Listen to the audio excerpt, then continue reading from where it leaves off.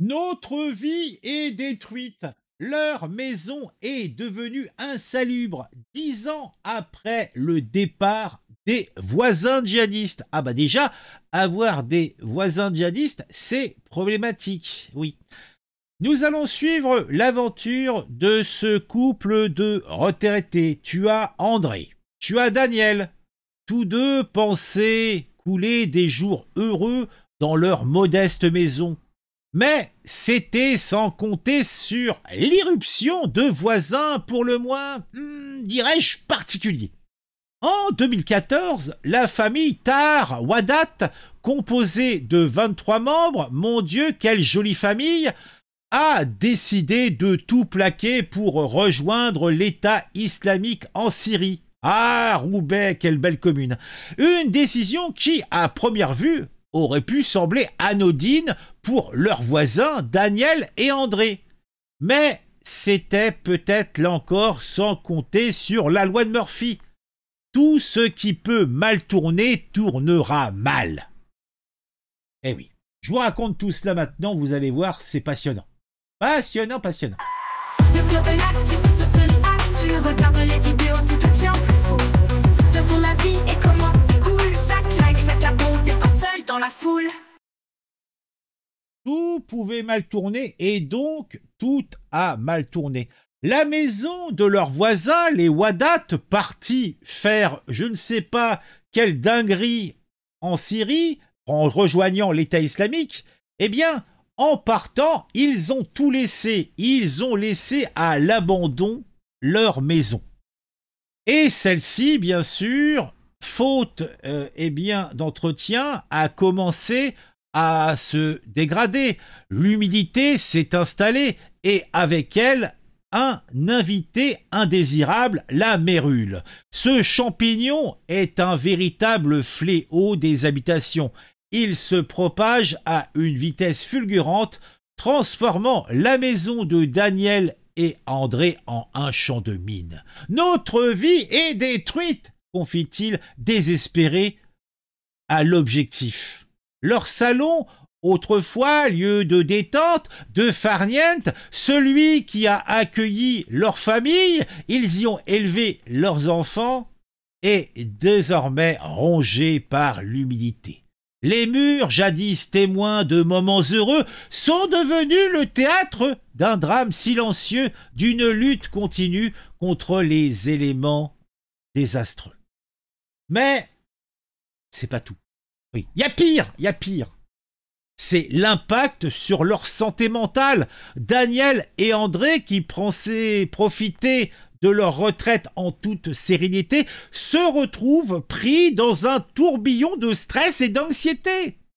« Notre salon est rongé par l'humidité », raconte Daniel, la voix tremblotante. Ils vivent désormais dans la cuisine et la véranda, les seules pièces encore habitables, tandis que le reste de la maison est devenu insalubre. Et, comme si cela ne suffisait pas, les coûts de réparation sont astronomiques, entre 43 000 et 66 000 euros. Une somme colossale pour ce couple de retraités. Pour réparer notre foyer, il faut que la maison d'à côté soit mise hors eau et que la mérule qui prolifère soit traitée. Alors peut-être qu'il y a quand même une lueur d'espoir qui apparaît au loin à l'horizon. Le conseil municipal de Roubaix a voté une délibération déclarant l'état d'abandon manifeste de la maison des djihadistes. Cette décision ouvre sans doute la voie à une procédure d'expropriation portée par la métropole de Lille et son concessionnaire, la Fabrique des Quartiers. Une bonne nouvelle peut-être pour Daniel et André, qui espèrent enfin voir une issue à leur calvaire. Et on a aussi un reportage fait par Le Parisien, et ça me semble intéressant de le regarder, puisqu'on aime se faire plaisir.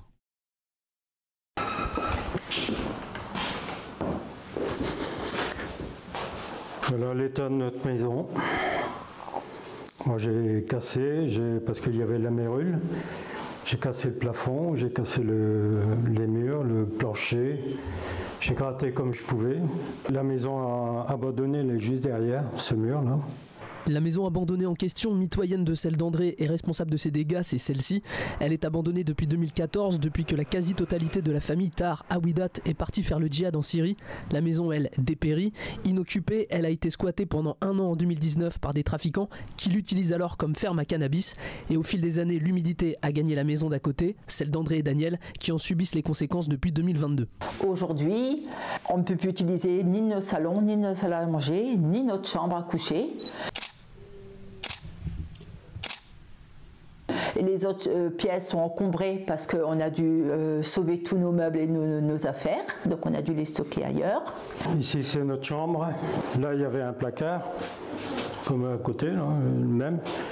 Donc j'ai dû l'enlever, tout gratter, le torchis, enlever le plancher,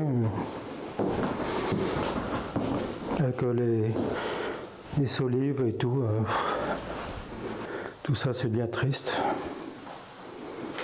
C'est notre vie qui est détruite, quoi, carrément, parce que on vit ici dans une petite cuisine, enfin une cuisine normale, et on a fait notre salon à côté, quoi.